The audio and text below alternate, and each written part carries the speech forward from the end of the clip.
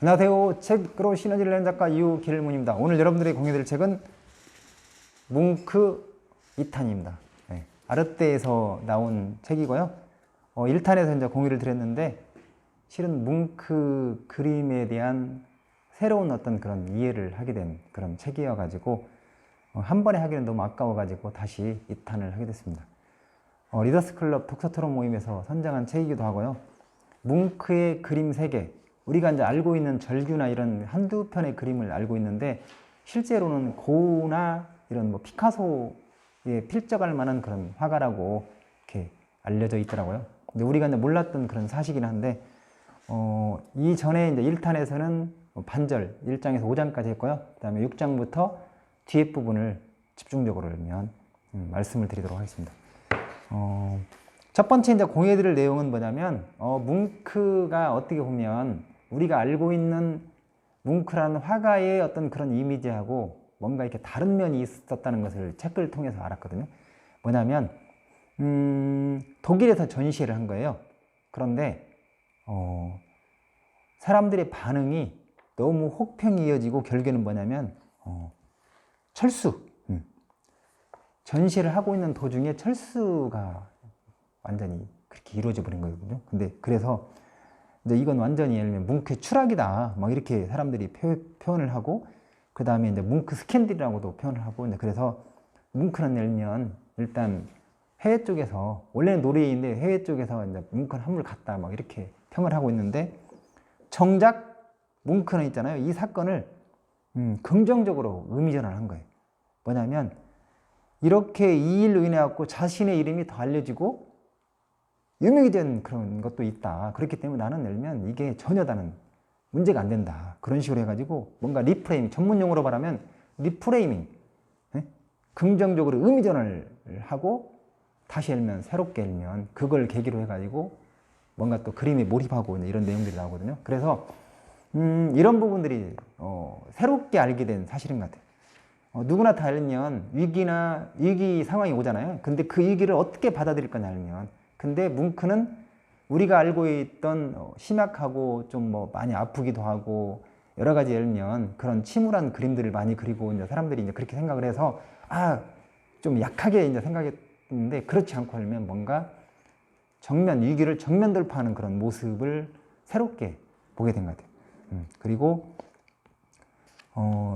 또 뭐가 있냐면 어떻든 간에 예를 들면 뭔가 이렇게 그림을 그림하면서 몰입을 하면서 새로운 어떤 그런 대상이 필요한 거잖아요. 새로운 대상도 필요하고, 그리고 뭔가 에너지를 얻을 곳이 필요한데 주기적으로 여기 책 속에 보면 페이지 186페이지 보면 그런 얘기가 나와요. 항상 예를 들면 뭔가 사색을 할 수 있는 어떤 그런 공간을 찾아간 거예요. 사색의 시간이 필요할 때면 항상 찾는 어떤 그런 카페가 있었던 거예요. 독일에 머무는 동안에 거기서 예를 들면 뭔가 이렇게 신문도 있고, 그 다음에 이제 또 뭐 와인이나 이런 거 있잖아요. 커피 같은 거 마시면서 뭔가 사색을 한 거죠.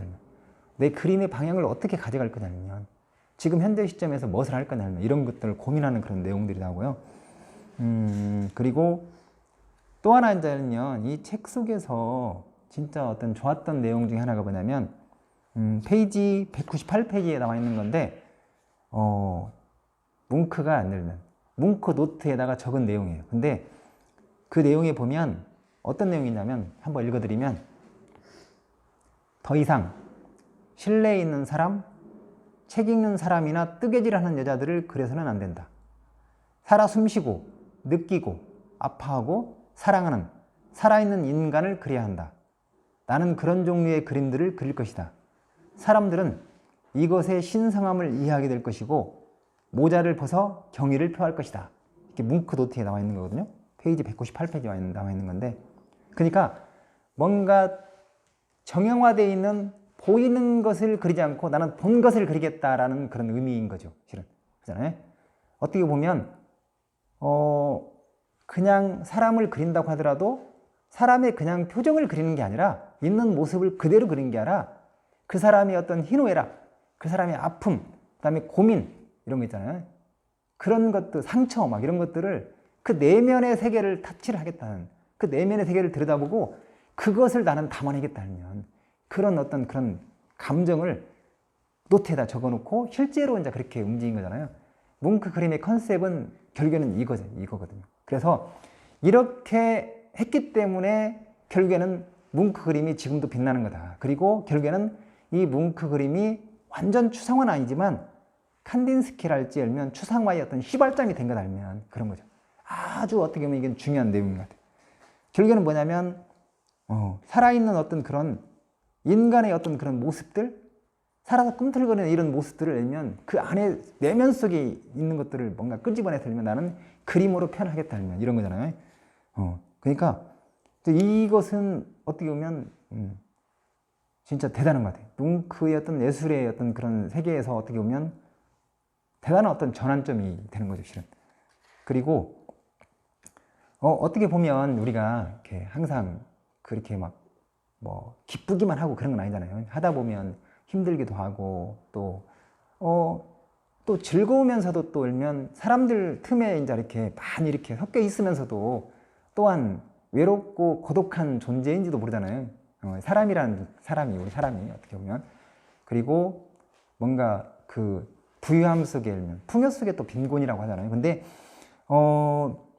항상 일면 뭉크는 그랬던 것 같아요. 뭔가 사람들 틈에서 이렇게 활동도 하면서 또 자기만의 어떤 그런 고독의 시간을 일부러 일면 일부러 그런 고독의 시간을 즐겼던 것 같아요. 일부러. 왜 그러냐면 그렇게 함으로 인해서 뭔가 성찰을 하고 그렇게 온전히 일면 고독의 시간에 일면 온전히 일면 그림 속에 일면 몰입을 하는 그런 내용이 나오거든요. 그래서 여기 이제 보면 이제 그림에도 이제 보면 이게 사색을 하면서 그리고 고독을 통해서 일면 뭉크가 이제 고독하는 그런 창문을 보면서 고독하는 장면이 나오거든요. 근데 그렇게 고독하는 시간을 가지면서 그림도 그리고 그러면서 이제 그때 새롭게 일면 그 아이디어를 생각한 게 뭐냐면 동일한 주제로 여러 그림을 묶는 연작을 처음으로 구상을 한 거예요. 그러니까 이것은 뭐냐면 뭔가 동일한 주제로 여러 그림을 묶는 연작이 그런 형태가 지금까지는 없었는데 이제 뭉크가 처음 열면 이것을 개념을 도입한 거죠. 그래서 이것은 뭐냐면 뭔가 하나의 현미경식으로 열면 직접적으로 뚫어지게 열면 관찰하는 것도 중요하지만 뭔가 망원경으로 전체를 내다보는 거면 그런 부분들을 조망하는 것도 필요한 거잖아요. 근데 어떻게 보면 그런 획기적인 어떤 이것도 사건인 것 같아요. 그냥 하나의 어떤 그런 그림에 몰입하는 게 아니라 전체의 어떤 그런 것을 쫙 한번 펼쳐보고 그림이 어떤 그런 방향이 내는 것들을 설정해가지고 막 몰입해갖고 1년 동안 연작을 막 이렇게 하게 되는 어떤 그런 계기가 되는 거거든요. 결국에는 뭐냐면 그런 힘은 어디서 나왔냐면 고독에서 나온 거다. 그런 얘기를 하고 그 다음에 이제 중간에 보면 뭉크가 프랑스 니스에 가서 이제 또 생활하는 그런 장면들이 있거든요. 거기가 이제 풍경이 그렇게 좋다고 해요. 주변에 저도 이제 개인적으로 사람들한테 이제 그런 얘기를 많이 들었는데 이 뭉크 책에 이제 니스가 나오는데 뭉크가 그린 니스 쪽에 관련된 어떤 그런 풍경이거든요. 이게 제목은 니스의 밤이라고 되어 있는데 그런 거예요. 뭐냐면 과거에 겪은 강렬하고 감각적인 어떤 그런 경험의 순간을 글로 쓰고 그림으로 그려보고 이를 내년 예술의 대상으로 삼는 어떤 그런 새로운 시도를 했다는 책이 나왔거든요. 그런 게. 결국에는 이게 이제 205페이지 나오는데 뭔가 과거에 내가 겪은 강렬하고 어떤 그런 감각적인 어떤 경험, 이 순간, 이것을 잊어버리지 않고 일면 생각을 하고 고민하면서 일면 그것을 글로 일면 체화를 시키고 그걸로 끝나지 않고 일면 그림으로 이제 표현한 그런 시도를 했다는 거죠. 그러니까 결국에는 뭐냐면 뭔가 내가 겪은 그런 경험들을 그냥 일면 단순히 일면 그냥 그 본 것을 그 자리에서 그리고 그런 게 아니라 과거에 경험했던 어떤 강렬하고 일면 감각적인 어떤 그런 경험 있잖아요. 그런 것을 글로 표현을 하고 그리고 그것을 일면 새롭게 일면 내면 쪽에 막 이런 거 있잖아요. 그런 것을 또 이렇게 쫙 융합을 해가지고 그림이나 이런 걸로 표현한다는 거, 그런 시도를 했다는 거, 이게 결국에는 이제 뭉크의 강점이라는 생각이 들고요. 그리고 또 이제 뒤쪽에 보면 이제 그런 얘기가 나와요. 뭐냐면 페이지 220페이지 나왔는데 나는 예술로 삶과 그것의 의미를 설명하고자 노력한다. 그래서 내 그림들이 다른 이들에게 자신의 삶을 좀 더 명확하게 하는 데 도움이 되길 바란다. 그러니까 나는 예술로 일면, 그러니까 어떻게 보면 예술로 나는 일면 사람들에게 뭔가 일면 내 어떤 그런 세계를 보여주겠다면, 그리고 얼마만큼 내가 예술 쪽에, 그림 쪽에 이제 몰입하고 있는지, 사명감을 가지고 있는지 알면 그 한 문장인 것 같아요, 이게. 그렇다고 한다면 유튜브 시청하시는 여러분들에게 질문을 드리고 싶은 게 뭐냐면, 뭉크는 나는 예술로 삶과 그것의 의미를 설명하고자 노력한다 이렇게 이야기했잖아요. 그런 것처럼 여러분들은 무엇으로 일면 삶의 의미를 일면 사람들에게 전달하시겠습니까? 한 번 정도 이렇게 고민 한번 해보시면 좋을 것 같아요. 그리고 이제 뒤쪽에 보면 여기에 이제 그런 내용도 나오거든요. 뭉크의 그림의 어떤 그런 세계를 일면 뭔가 간파를 하고 노르웨이에 일면 초콜릿 그 회사의 사장님께서 일면 뭉크의 그림을 주문한 내용이다. 근데 그 뭉크의 그림을 왜 주문했냐면 자기가 고용하고 있는 어떤 그런 그 노동자들 있잖아요. 노동자들이 식사를 하는 구내식당에다 그림을 일면, 그래서 실제로 일면 이게 연작으로 하고 프리즈로 쫙 해가지고 일면 지금도 이렇게 걸려있다고 해요. 근데 이 내용을 보면서 대단한 게 뭐냐면 이 대표님의 어떤 마인드 그잖아요. 노동자들을 위해서 뭔가 일면 그 구내식당에 일면 뭉크의 그림을 걸도록 일면 그걸 주문했다는 것 자체가 알면, 근데 그 내용을 보니까 여기가 페이지 248페이지에 나와 있는 건데, 노동자들이 이용하는 식당에 뭉크의 그림을 장식해 당대의 최고의 예술을 누릴 수 있도록 해주고자 했다, 이런 내용이 나오거든요. 대단한 마인드 같아요. 그 옛날에 그때 일면 어떻게 이런 생각을 했을까. 그리고 마지막으로 이제 한 가지를 더 이야기를 하면, 뭉크가 일면 대부분 그림이 칙칙하고 일면 어둡고 그러잖아요. 근데 뭔가 이렇게 그 태양이나 이런 거 있잖아요. 그런 쪽에, 그 다음에 어머니나 아니면 그 어부나 막 이런 그런 것을 모티브로 해가지고 그림을 그린 게 있거든요.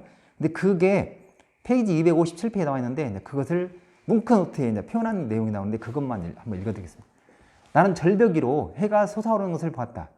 나는 그 해를 그렸다. 그리고 그 아이들을 데리고 있는 어머니의 모습이 떠올랐다. 처음으로 야외에 야틀리에를 지었다. 크라게르의 집 옆에 나무벽 3개로 거기에서 거대한 그림이 그려졌다. 역사와 태양에 대한 구상은 가지고 있었다. 어머니의 그림을 위한 장소를 나는 찾았다. 나는 크라게르를 떠났다. 그리고 비트스텐의 네들의 남매를 구입했다. 거기서 나는 알마마테르의 모티브를 얻었다. 그러니까 결국에는 뭐냐면 이게 오슬로 대학에 일면 거기에서 벽화 주문 연구예요. 공공기관을. 그래서 처음으로 일면 공공벽화를 시도한 그런 내용이 나오는데 거기에 걸리는 그림들을 이렇게 일면 뭔가 모티브를 삼는 내용이 나오거든요. 뭔가 해를 모티브로 삼았고, 그 다음에 어머니의 모습을 떠올렸고, 그 다음에 이제 어부회 하고 지금 현재 상태로 해가지고 이 오슬로 대학에 이렇게 쫙 그림이 쫙 그려져 있다고. 다시 한번 어떻게 보면 이 뭉크의 그림 세계를 한번 살펴봤는데요. 뭉크의 핵심은 컨셉이 뭐냐면 나는 보이는 것을 그리는 것이 아니라 나는 본 것을 그리겠다는 면. 그러니까 사람들의 어떤 그런 희노애락, 그다음에 아픔 이런 것들을 실제로 표현하려고 노력했던 그런 대단한 화가라는 생각이 들고요. 혹시 여러분 조금이라도 도움이 되셨나요? 그렇다고 한다면 구독 버튼 꾹 눌러주시면 감사하겠습니다. 마치겠습니다.